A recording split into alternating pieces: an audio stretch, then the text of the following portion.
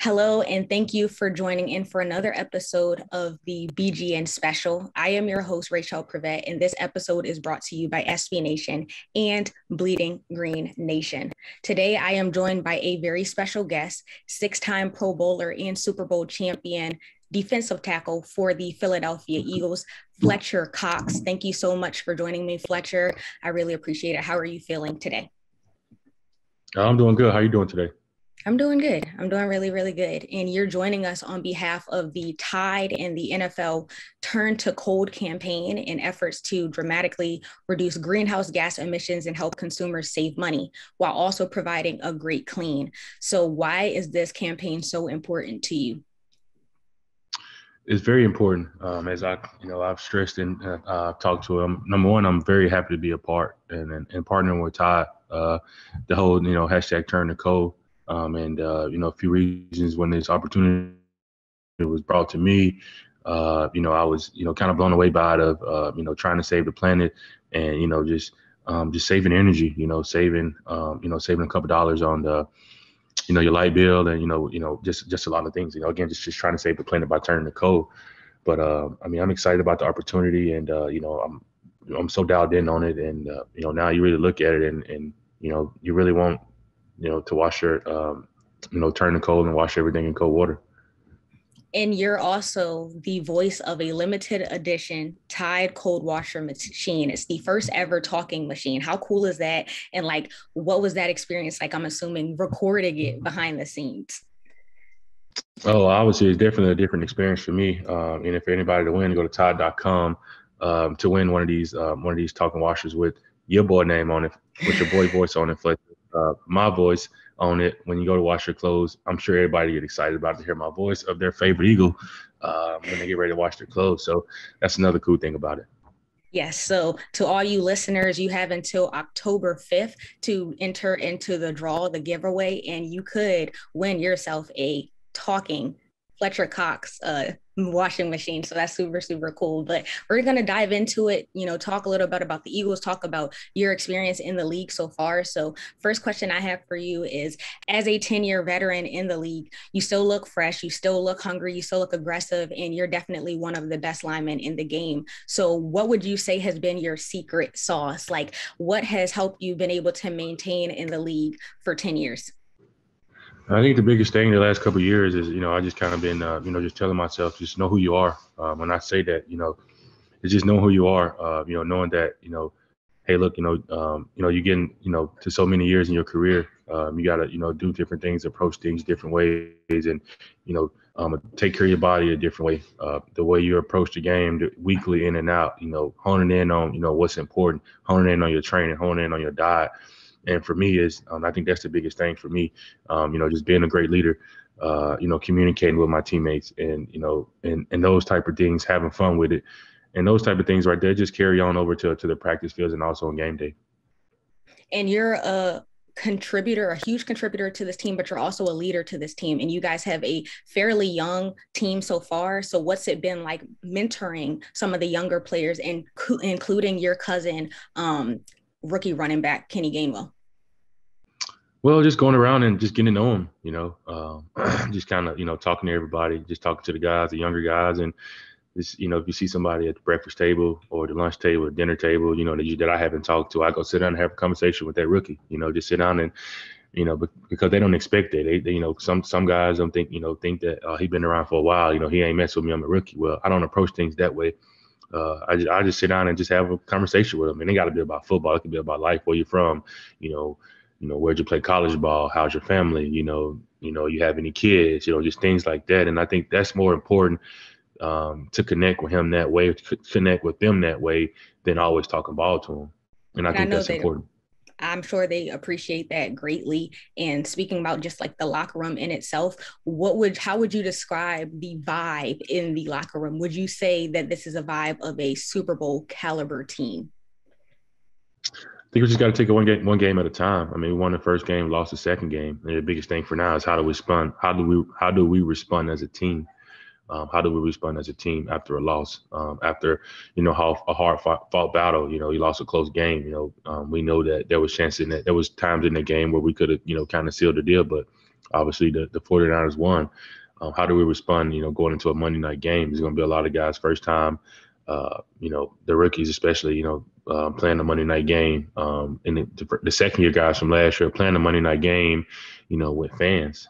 And for them, it's just, it's going to be how focused can we be? And I know that Coach Sirianni and that organization will do a great job of keeping everybody focused, but at the same time, knowing that what we have to do to take care of business on Monday.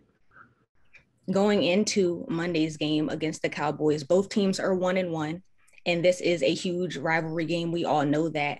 Going into this game, how do you block out all of the outside noise and just focus? Know what's important. Knowing what's important, and what's important is everybody in that NovaCare building, everybody that's in those meetings, and going out, taking it on the field again, and knowing what's important. Knowing the game plan. Knowing what we need to do to win. Knowing the keys to victory, and for us to do that and block the outside noise out, which is all becomes a distraction when you let that inside of the building. So just got to block it out. Know what's important. Know who's important to us, and just make it about us and not about anybody else. You work extremely close with Jayvon Hargrave, and I definitely feels like he's one of the underrated players, but how have you seen him stepping up this season? Number one, I think I've said this since training camp and, now into the second week, that the biggest thing for Hargrave, he's healthy. I think last year he had a couple of little dings and that kind of, you get to a new team and, you had, like 2 injuries and, it's kind of, you kind of working your way into things, but now he's healthy. And, we talk a lot. Me and Hargrave talk a lot about, just everything. We talk about just timing on everything. Now that we're getting those reps in practice together, he's healthy, I'm healthy. We're getting those reps in practice. We can communicate, in the meeting room, or things that we're seeing, or on the sideline, of things that we're seeing, and how do we want to attack it, or how do we want to present it to coach? How do we think we should attack it, which is always good. And that's been the biggest part of it. I know, stepping away from football, I noticed that you're really into hunting and fishing. How did you get into that? And what's that experience like having a passion outside of football? I mean, you got to have something to do, outside of football. And the hunting fishing deal is the things that I love to do. And another thing that, a lot of people know that I own a race team, but, all those things, it kind of keeps you busy. It kind of keeps your mind off of football. It keeps you, I think dealing with, instead of living a celebrity life all the time, you go live with, you be with normal people, you be everyday people. And I think that's the biggest thing for me. You get to go have fun and enjoy times with other people that enjoy being with you or being around you.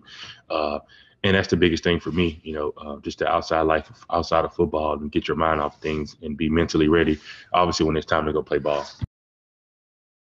And lastly, I wanted to do a speed round of questions. It's just for the fans to get to know you a little bit better. So I'm just going to ask you a couple questions really quickly, and then we're going to move on to the next one. So pretty light, pretty fun.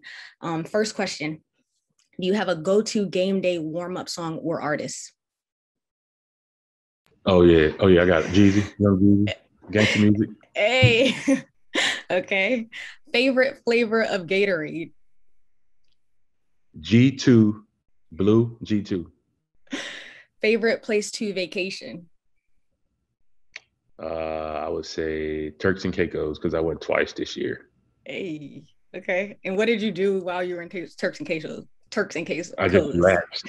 Okay. I relaxed. I went to a couple of food spots and just relaxed. Me and my girlfriend went there, and we just cleared out. Do you have a go-to home cooked meal that you love? Go-to home cooked meal? Yeah. Grilled pork chop, macaroni, and any type of like asparagus or beans or anything dealing with that. Okay. I mean, green beans, not baked beans, green beans. Okay. Would you consider yourself Earl? Oh, go ahead. Oh, no, I would say I throw some rice-a-roni in there every now and again. Hey, rice-a-roni, okay. Would you consider yourself an early bird or a night owl? Early bird. I'm up when the sun come up. Okay. A show that you're currently binging? I don't binge anything. Okay. What about a movie? Any movies that you're like, that you recently watched? I can't the movie I recently watched. Nah, my favorite movie is Gone in 60 Seconds. Okay. Okay. What age did you start playing football? I was in 8th grade when I first started playing football. And have you always played the position of defensive tackle? No, flag football. I played contact football in 8. Started playing contact and flag football. I was a quarterback. And no, I played offensive guard, little defensive end, D tackle, and some linebacker stuff in middle school, but it really wasn't that important. Okay. All right. So experiencing a whole bunch of different positions. Very Yeah. nice. And last question, a career field that you would choose if you weren't a professional football player? Career field that I would choose Yes. if I wasn't a football player. Being grown up around my brother. My brother was a mechanic, so I'll probably be a mechanic, like working on cars and things like that. Okay. I saw the video of you and you were talking about how you like to get hands in with like the pit. So Oh yeah, that's, I love doing that. Yeah, yeah. I think that's important. That's fun though, and it's important, but it's fun also. and I've seen that a lot of the pit crew members are former football players. So that's goes one is hand in hand, goes one in the same. But Yeah.